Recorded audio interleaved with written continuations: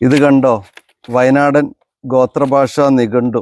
അതിൻ്റെ പണിപ്പുരയിലായിരുന്ന സമയത്ത് രാമചന്ദ്രേട്ടൻ സ്വന്തം കൈപ്പടയിൽ എഴുതി ഉണ്ടാക്കിയതാണ് ഇതെല്ലാം. ലിപിയില്ല, അക്ഷരമില്ല, വാമൊഴി മാത്രം. അങ്ങനെ ഉപയോഗിക്കുന്ന വയനാട്ടിലെ 5 വിഭാഗക്കാരുടെ അടിയ, പണിയ, കാട്ടുനായ്ക്ക, ഊരാളി, കുറുമ, ഈ 5 വിഭാഗത്തിൻ്റെ നിഘണ്ടുവാണ്.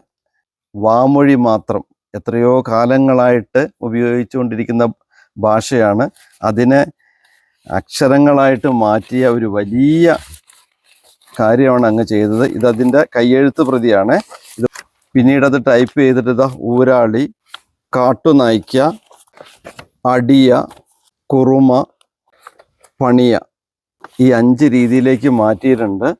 ഇദ്ദേഹം ഏറെ ബഹുമാനിക്കപ്പെടേണ്ട, ആദരിക്കപ്പെടേണ്ട ഒരു വ്യക്തിയാണ്. ഭർത്താവിനെ കുറിച്ച് പറയുകയാണെങ്കിൽ പിന്നെ മുള്ളക്കുറുമന്റെ ഭാഷയിൽ കുറുമൻ എന്ന് പറയും. കുറുമൻ. നായക്കന്മാരുടെ ഭാഷയിൽ ഗണ്ടാന്നും പറയും, കുറുവാന്നും പറയും. പിന്നെ ഊരാളിമാരുടെ ഭാഷയിൽ ഗണ്ടാളെന്ന് പറയും. പണിയരുടെ ഭാഷയിൽ ഉറാളെന്ന് പറയും.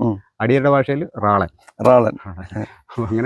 അങ്ങനെയൊക്കെയാണ് ആ ഒരു ഭാഷ പോകുന്നത് മൊത്തത്തിൽ. നമുക്കൊക്കെ വ്യക്തമായി വ്യാകരണവും ഡിക്ഷണറിയും ഒക്കെ ഉണ്ടായിട്ട് പോലും ബുദ്ധിമുട്ട്. ഇത് എടുത്തു നോക്കാൻ ഒന്നുമില്ല ഇല്ലേ, വെറും ഓപ്പൺ എയർ തന്നെ, ശൂന്യത മാത്രം. അതിലാണ് 5 വിഭാഗങ്ങള്.